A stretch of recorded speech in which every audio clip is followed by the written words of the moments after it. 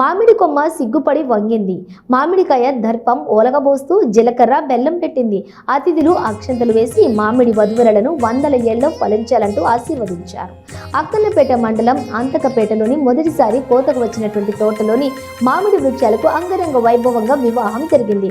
గ్రామానికి చెందినటువంటి పెండల అశోక్ రెడ్డి, పెండల సురేందర్ రెడ్డి కుటుంబ సభ్యులు చెట్లకు దోవతి చీర అలంకరించి సాంప్రదాయబద్ధంగా పెళ్లి చేయించారు. బంధువులు స్నేహితులను ఆహ్వానించి భోజనాలు పెట్టారు. వచ్చిన బంధువులు మామిడి వృక్షాల కళ్యాణాన్ని తిలకించారు.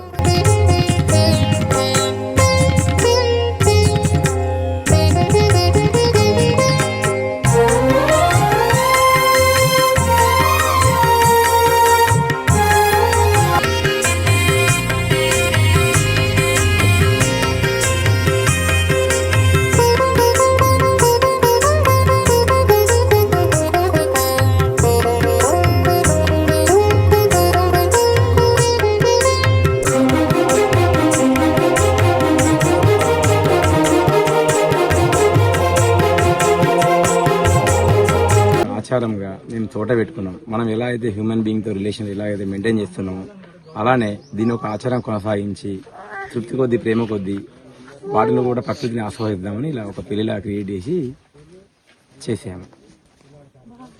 మేము ఈరోజు మొట్టమొదటిసారిగా మామిడి తోట పెట్టిన తర్వాత ఈరోజు ఫస్ట్ టైం కాపు తీసేప్పుడు పెళ్లి చేయడం జరిగింది. మా ముఖ్య ఉద్దేశం ఏంటంటే ఈ పెళ్లి ద్వారా, ఈ మామిడి తోట పెళ్లి ద్వారా మన ఆచార సంప్రదాయాలను కొనసాగిస్తూ ఈ తరానికి, ఇప్పుడున్న యువతకి మరియు భవిష్యత్ తరాలకు కూడా ఒక సందేశం ఇవ్వాలన్నదే మా ఉద్దేశం.